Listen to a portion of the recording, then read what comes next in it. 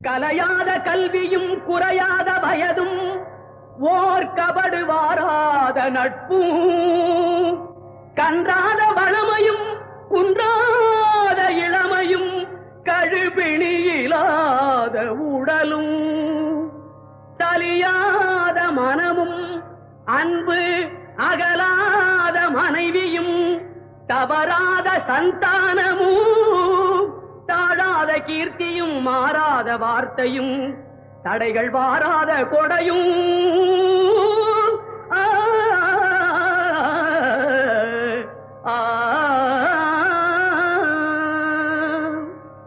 தொலையாத நிதியமும்